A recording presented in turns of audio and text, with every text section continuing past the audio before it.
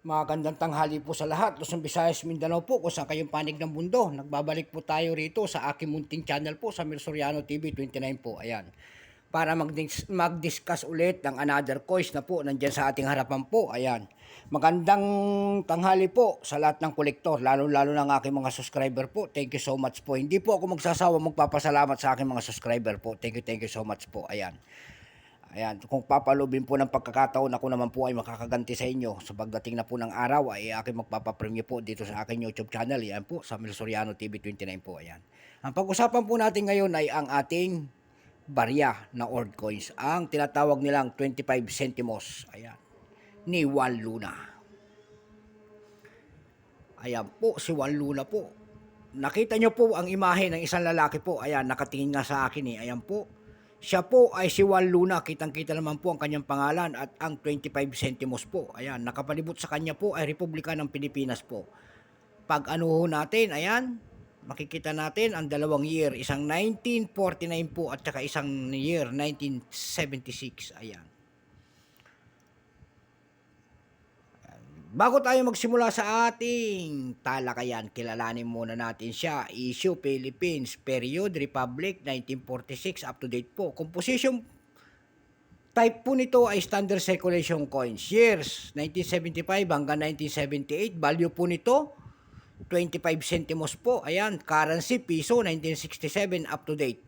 Composition po nito ay copper nickel. May bigat po itong 4 grams. May haba po itong 21 mm. May kapal po itong 1.7 mm. Hugis po nito ay pabilog. Ayan.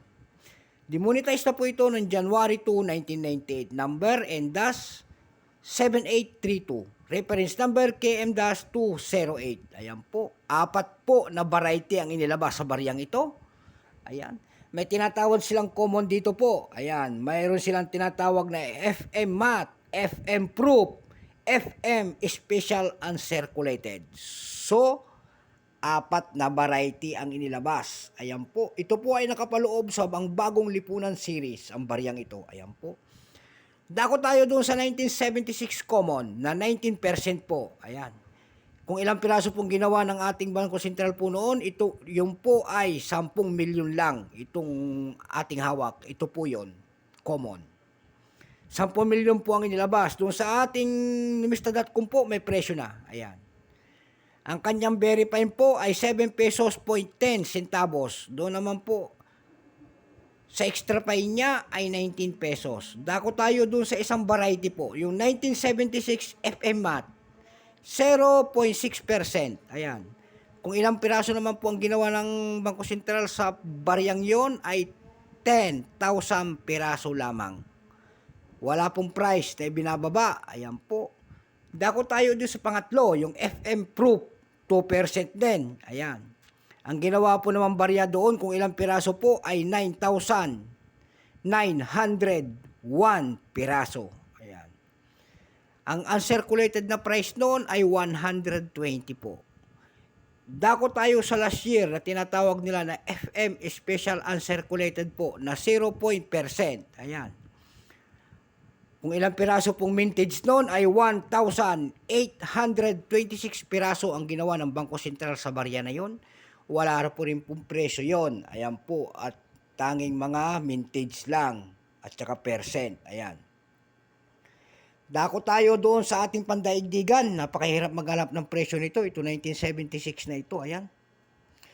Nakikita nyo po natin ang 1976 na yan. Kung tawagin po yan ay Court of Arms of the Philippines po. Makikita nyo po ang kapaloob dyan sa unang hanay po ang Bangko Sentral ng Lipunan. Ang bagong lipunan series pala. Ayan po. Sorry po. Tao lamang. At sumunod po naman ay ang Bangko Sentral ng Pilipinas. Makikita nyo po ang imahe ng isang lalaki. Nakatas ang kanyang kamay sa kaliwang bahagi po handang makipagdigma. Ayan. Doon sa kanyang presyo po sa ating Numista.com po, may nagbebenta na nito ng $7.2. Doon naman po sa carousel po, may nagbebenta na nito ng 200 pesos sa carousel PH po. Yun lang. Wala tayong may dadagdag na presyo at sagad na. Kahit anong pilit nating hanapin, wala tayong makikitang presyo. Yun lamang ang tanging bukod tangi. So hanggang dito na lamang po. Magandang tanghali po sa lahat. God bless. Ayan po. Thank you so much.